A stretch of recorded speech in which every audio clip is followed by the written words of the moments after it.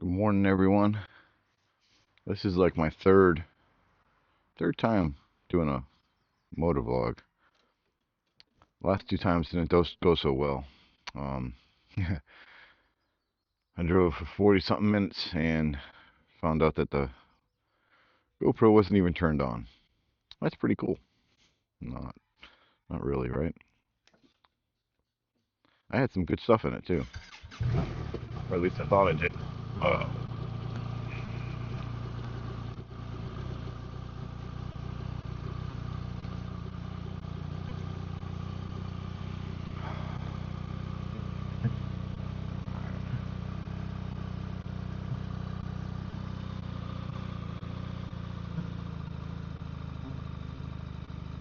that's not the way to do this. That's gonna do quick, whatever, right? No, maybe not. Okay. Uh, this one movie to record. Yep. Okay. We're in Dynamic Pro. We don't want Pro, we'll just be in Dynamic. Alrighty. Couldn't drive. Gear first. And then drive. Alrighty.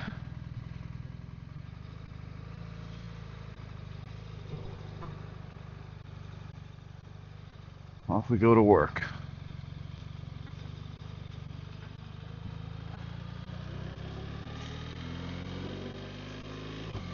Beautiful day today. I'm not wearing my gloves. I gotta get some lighter gloves because my heavier gloves, I mean, when it's cold out, yeah, I understand it. But otherwise, I like having my hands. I mean, I know that doesn't protect my hands any, but yeah. So I'm gonna go over the same things I went over the last two times I tried to do this. Um, I absolutely love this bike. I'm getting about 45 miles to the gallon. I've only put maybe 450 miles on it or something like that right now. Uh, in a couple days, I got to bring it for its 600-mile checkup. Each day I ride back and forth to work is 60 miles. So it's easy to rack up the miles, and then it's another 75 miles to the dealership. So, and one of the things they say is you do not want to go over the 750. If you go over 750, that voids the warranty. So,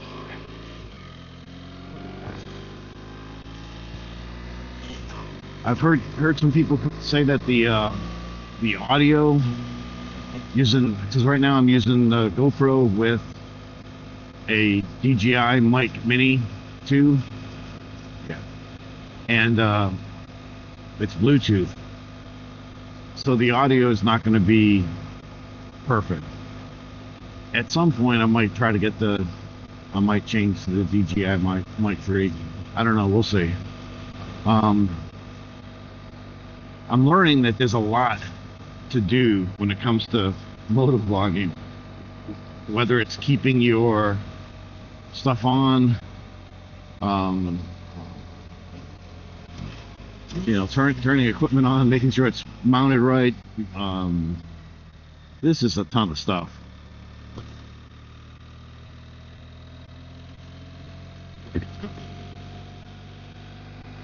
And I'm used to going to work, jumping on the bike and going, or jumping in the truck and going. When you're trying to make videos, a lot involved. The very first video I did, the camera was pointed up at the sky the whole time. So, at least I had audio in that. What I didn't have was this front camera. I didn't have that mounted at the time. Yesterday I had it mounted. I had a selfie stick on there, so it was up a little higher. And the thing about leaving it up in the air, yesterday we had 25-mile-an-hour winds, which doesn't sound like much, but man, it was blowing. and it actually moved the mount a little bit. So I really gotta, I want to make sure that that's on there good. We hate to lose a camera on a bike while you're driving. That's gotta suck. All right, so let's look at this here. You can see down below here, I'm doing 55 miles an hour. I'm in dynamic mode. The different modes on this bike, well, there's a lot, but it's 5 modes, but you can only access 4 on the road. You got rain, and you change the mode right here, and it shows up right there. Maybe I'll go through all this sometime when I'm not driving. A little roundabout here can be fun. We don't do much with roundabouts. People don't know how to monitor out how to play with them. We are not in the UK, or even Australia. Australia has a lot of roundabouts. Man, when I was down there driving, you're driving on the other side of the road, of course, and instead of going counterclockwise around the roundabout, you got to go clockwise. It's a totally different feeling. You get used to it after a while. The big thing is some of the vehicles have the wiper buttons on the opposite side of the turn signals. So sometimes most of us Americans, we get ready to make a turn, so we got to turn our turn signals on, and our windshield wipers go off. It was always a big joke, because when you're driving to and from work or going wherever, and someone puts their windshield wipers on, we start laughing. Put the visors all the way up. I still remember where I left it last, which is awesome. So the other thing I did yesterday when I was driving, I was on the road, and I'm like, man, it's windy and noisy, and I don't know what's going on. I didn't put the visor up. So that was, interesting. I don't know how to make this light.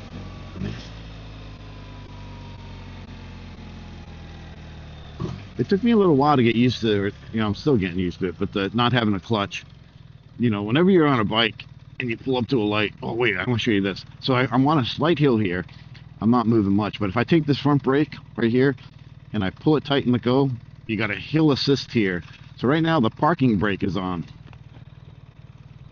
Well, it's not really a parking brake, but the brake's on. It's engaged.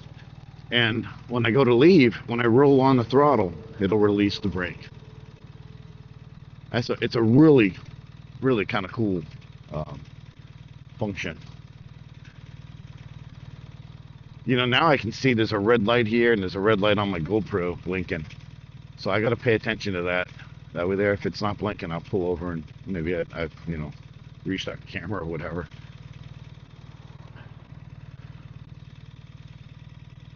So, like, the turn signal's on right now.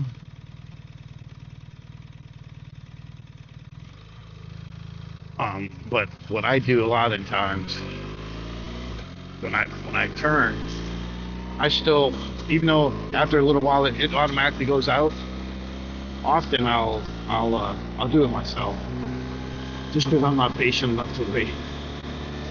So in sport mode, it's in 4th gear right now. I could go, and I'm saying it's so easy on Route 13 that I'm on.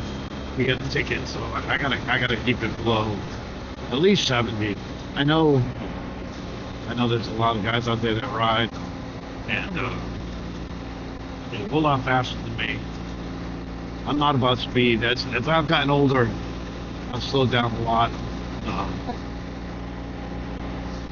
Tickets are no fun. Insurance is no fun. So I've got it in cruise control right now. Of course, it's an adaptive cruise control. So when I catch up to these cars up here, I should have stayed in the right lane. When I catch up to this car up here, you're gonna see me slow down. I love this function. I've never had cruise control, in my whole life on a motorcycle. So to be able to have a hand that's, you know, to be able to let your wrist be free. Now here's the big problem that I see with it. So whenever to get rid of the cruise control, you got to hit your brakes.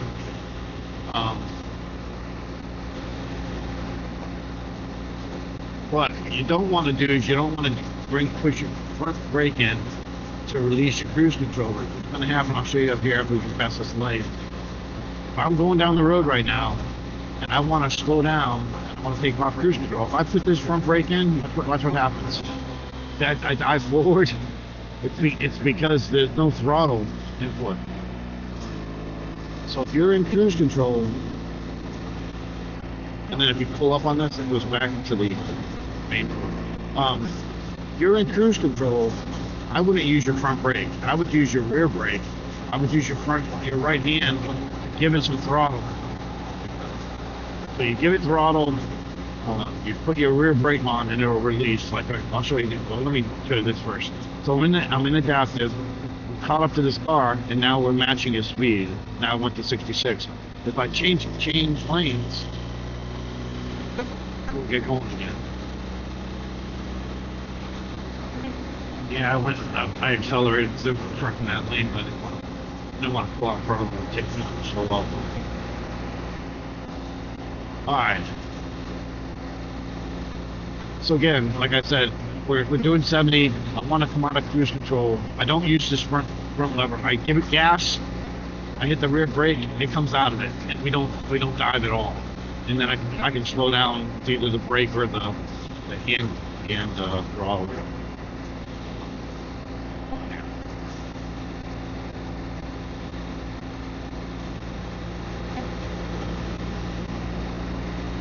So again, to set your speed, you push this button here forward. Once you've got, like I've got it set for 70, if I come out of it and want to go back into it at some point, I pull that lever towards me, and it would resume the last speed.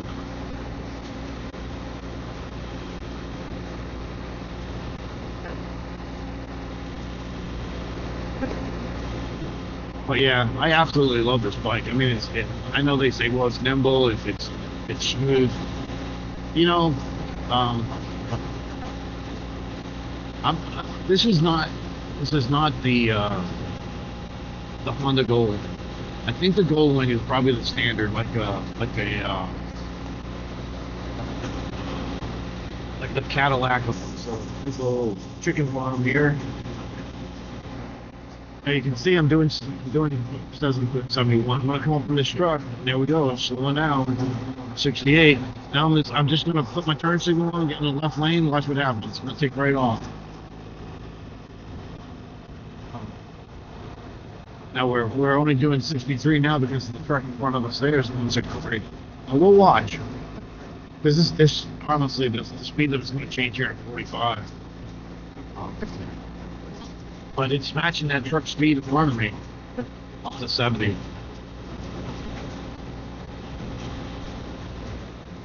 I know some of you bike riders are going to go, how come you're not doing 80? How come you're not doing 90? You know,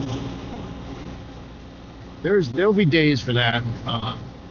Not on 13 here. You get pulled over really quick. I got pulled over the other day, not on my bike, in my truck, at a light that had some flashing yellow, and the officer said that I threw a red light, and I wasn't going to argue with him. I didn't think I did. I thought it was flashing yellow, but it went from flashing yellow to red, which really kind of sucked. But when I did it, he moved back and I guess he looked at his cameras. You know, he was a nice guy. He was a state trooper, and he was professional and whatever. He come back to me and he said, you know, I looked at my cameras and I've seen it was yellow when you were in the, you were past the line. It turned red, but you had already passed the line with the yellow. So he said, I'm not gonna write you up, but he is gonna give me like a warning where, you know, if you see it changing, you should stop. And I said, thank you, whatever. I didn't want to argue with him and tell him, hey, So that went from a flashing yellow, which it flashes yellow at that light um, all the time. So it allows the left-hand lane to make turns. But I never saw the difference between the flashing yellow and the red. It just came with the red. I was like, oops, I swear. Yeah, it kind of caught me off guard.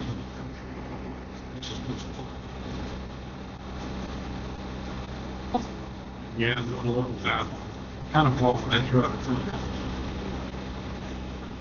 I always tell people when I let a vehicle in front of me, I call it a blocker. A little one back here, front blocker to make sure I see lights in front and be like, oh, they got them. I mean, that's horrible, right? I mean, about that's not a good way to think of people. I gotta find some roads that have push these kind of a straight ride. Don't even turn that I have that's kind of cool is the one right in front of work. And unfortunately, the speed limit is 25 and when but man, it's got a nice turn to it. The only thing is, there's also deer out there a lot. So I don't really watch out. Deer and motorcycles don't match. They're not a good thing to meet up.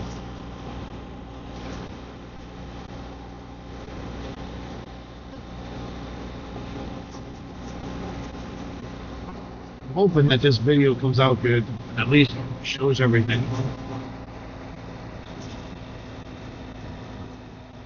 Once again, the other thing I forgot to do this morning was kind of hard to do. I gotta make it left-hand or right-hand turn here. Is to sync up the audio. Probably not. Why is this guy going so slow? Oh.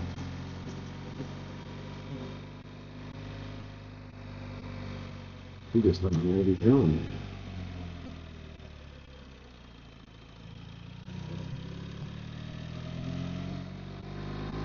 And I found out the turn signal turns right off. Don't know. I lost my train of thought. I know I was saying something there.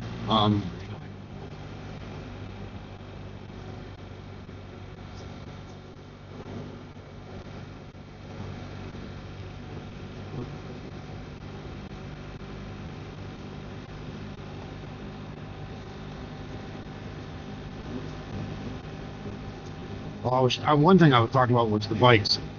So when I went to look for bikes originally, I was really looking at the Goldwing, and I like the Goldwing, and someday I may own one. I just feel like it's the bike that the guys that are 70, and I'm not 70 yet, and I want to have a little bit more sportiness in my bike. Now I know the Goldwing, it can go fast. But at one time I had a VMAX. I've had a couple of VMAXs. I've always loved those bikes. I've always liked the cruiser type bikes. Well, as the VMAX got older in years and you got the newer ones came up, they were turning into bullets. You go fast forward, but if you come up fast on a turn, it was hard to get that bike to lean too much.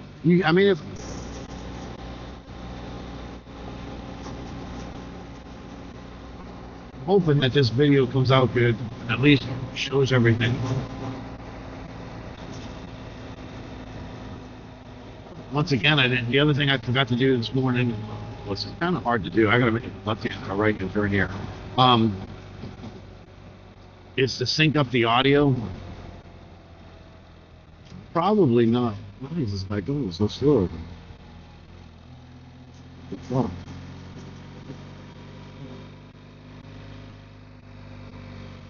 He just doesn't know what he's doing.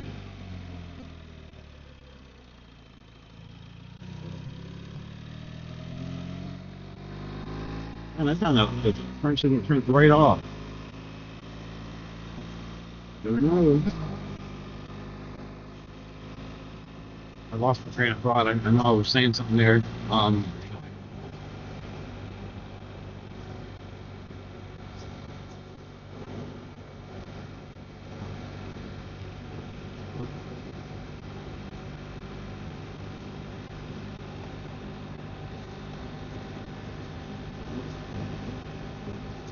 Well, one thing I was talking about was the bikes. So when I went to look for bikes originally, I was really looking at the Goldwing, um, and I like the Goldwing, and someday I may own one. I just feel like it's the bike of the guys that are 70, and I'm not 70 yet, and I want to have a little bit more sportiness in my bike. Now I know the Goldwing, it can go fast, but at one time I had a VMAX. I've had a couple of VMAXs. I've always loved those bikes. I've always liked the cruiser type bikes. Well, as the VMAX got older in years and you got the newer ones came out, they were turning into bullets. You go fast forward, but if you come up fast on a turn, it was hard to get that bike to lean too much. I mean, not that you have to go fast around turns or whatever, but it was nice, and it was a shaft-driven bike. I do like the VMAXs. But what I'm getting at is, so I was looking at the Goldwing. Again, that to me is the Cadillac of all bikes. Um, but I kind of got turned off a little bit by the dealer because he wanted me to get this one that had a color that I didn't like, and I wasn't about to pay $30,000 for a bike that I didn't like the color of, right? And I was like, there's plenty of other ones around. I'm not, so anyway. But then I saw that they had this K1600 down at this adventure BMW place. So I wanted to sit on it just to feel what it's like, because the Goldwing does sit a little lower. Um, so I went to look at the K1600. I also was looking at a K1600 bagger. There's a GTL and a bagger, and Cycle.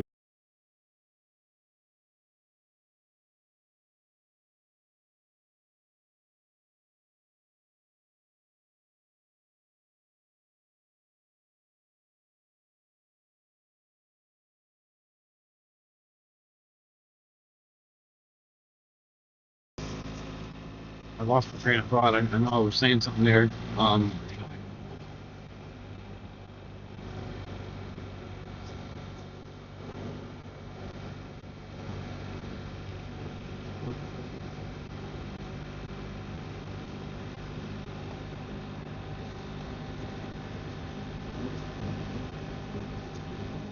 one thing I was talking about was the bikes. So when I went to look for bikes originally, I was really looking at the Goldwing, um, and I like the Goldwing, and someday I may own one. I just feel like it's the bike of the guys that are 70, and I'm not 70 yet, and I want to have a little bit more sportiness in my bike. Now I know the Goldwing, it can go fast, but at one time I had I lost the train of thought. I know I was saying something there. Um,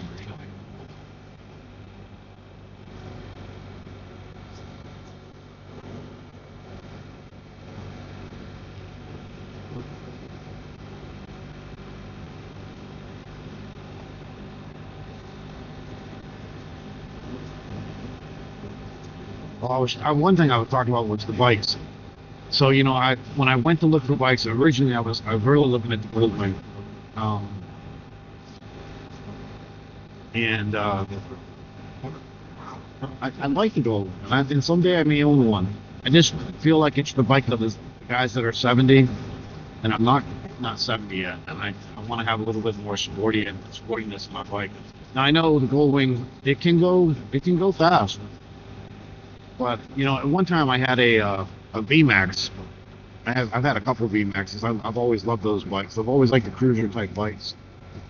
Well, as the VMAX got older in years and you got the newer ones came out, they were turning into bullets. You go fast forward, but if you come up fast on a turn, it was hard to get that bike to lean too much. I mean, not that you have to go fast around turns or whatever, but it was nice, and it was a shaft-driven bike. I do like the VMAXs. But what I'm getting at is, so I was looking at the Goldwing. Again, that to me is the Cadillac of all bikes. Um, but I kind of got turned off a little bit by the dealer because he wanted me to get this one that had a color that I didn't like, and I wasn't about to pay $30,000 for a bike that I didn't like the color of, right? And I was like, there's plenty of other ones around. I'm not, so anyway.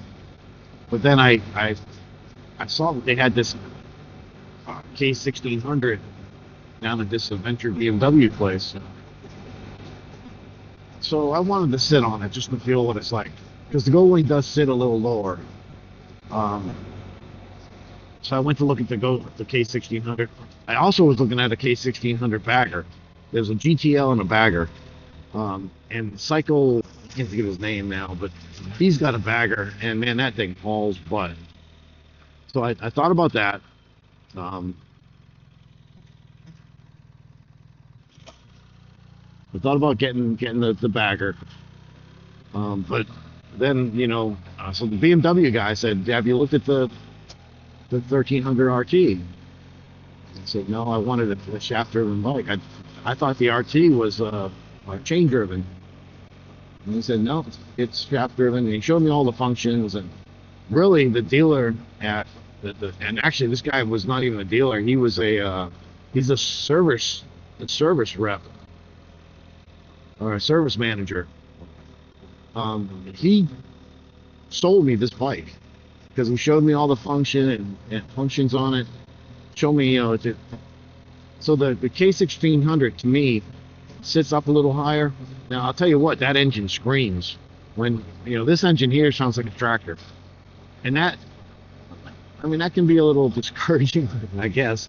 But you kind of get used to it. It's a nice little hum. It's not loud when you're on the highway.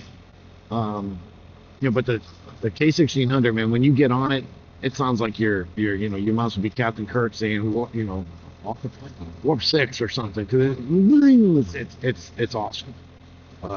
So I come close to getting the 1600.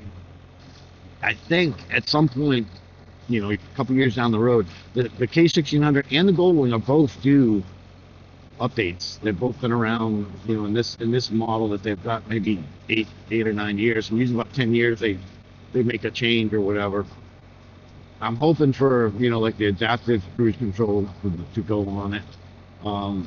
There are some functions that this has, like, so when a car gets next to me, it's got blind spot mirrors that the indicator comes up, which is really nice.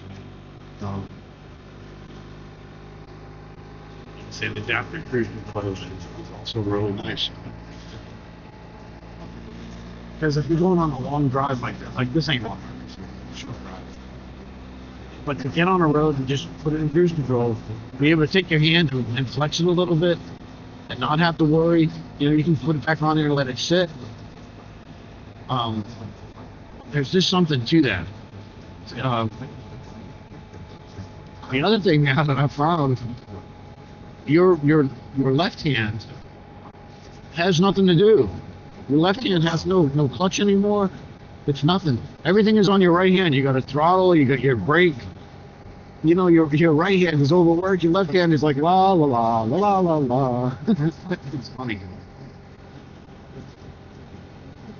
Now I could pass this guy, but I'm in no hurry.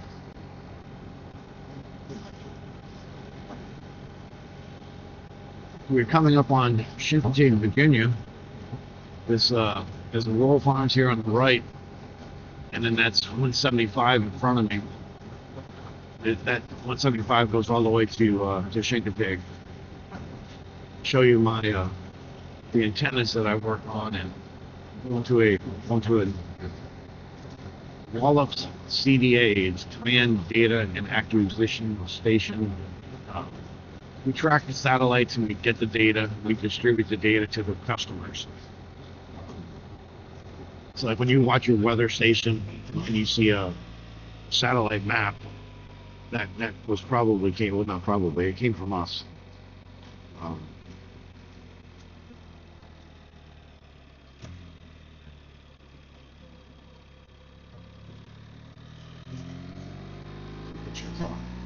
think turn signal didn't shut off this time. I took that turn really weak.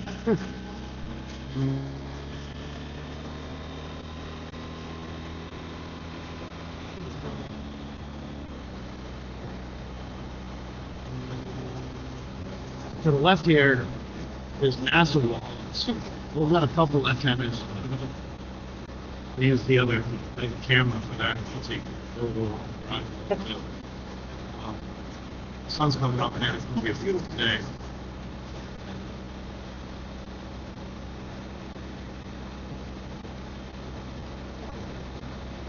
NASA has all these solar panels here on the right also. Not sure how efficient they've been, but they put them in a couple of years ago. I have to find out how good that project is. So it's like quite a few solar panels.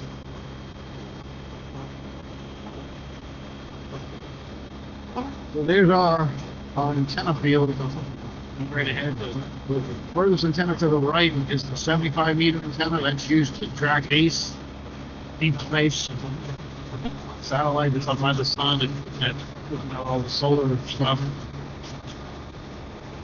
Track a couple solar satellites. We track a satellite called Discover. We track the new one that just went up there, Solar, which tracks stereo. Those are all deep space deep space satellites. Then we have those, which is geostationary satellites. Track 16, 17, 18, and 19. 18 and 19 are east and west coast weather satellites, and the other two are sitting up there in what they call a standby state in case the satellite goes bad.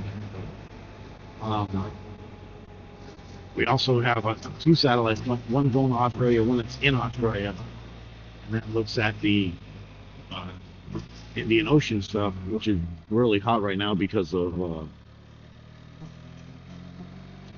the war going on with Iran. The defense using that data.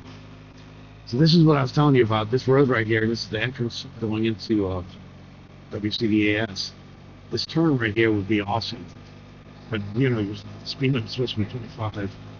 But this turn, you know, if you knew it was clear, this turn would be awesome. If it just dives right into, yeah, this would be awesome. I'd punt around there. You could probably do that. Well, not probably. No, you could. All right, let me. Gotta present my badge. Good morning. How are you? Oh, beautiful day today. There you go. Thank you.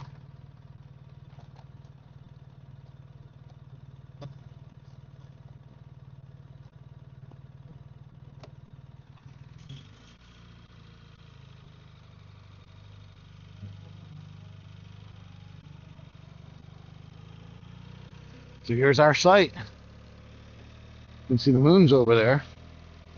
This is the 26-meter right in front of me. We got the 14.2 down the hill. 13-meter there tracking UFO. All right, Jeff moves. That means I got the pole position. Jeff is awesome. Well, he just had his Mustang. I don't get this pole position that often. Well, actually I do.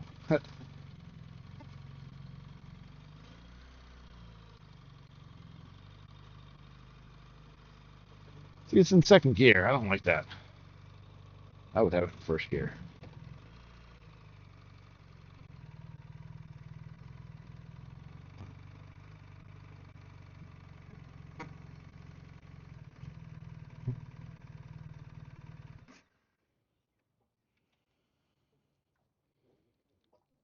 So you hold this button, and you pull your shift thing in, hold this button, it'll put it in neutral, and I can back it up.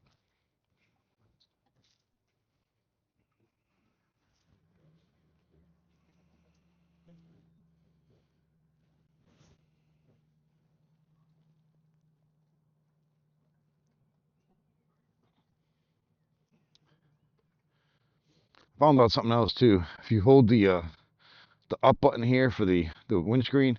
So someone was saying something about the windscreen. You have to hit this button. You don't have to, once it's programmed in there, you can just use this button all you want for windscreen. But anyway, if you hold this up and you turn the power off, the windscreen will stay up. Otherwise, when you shut it off, the windscreen will go down. All right, that's it for today. Hopefully everything got recorded. I see the lights are still blinking. I think it did. So have a good day. I'm gonna get off the bike. I'm getting old. We'll have see you later. Thanks. Bye.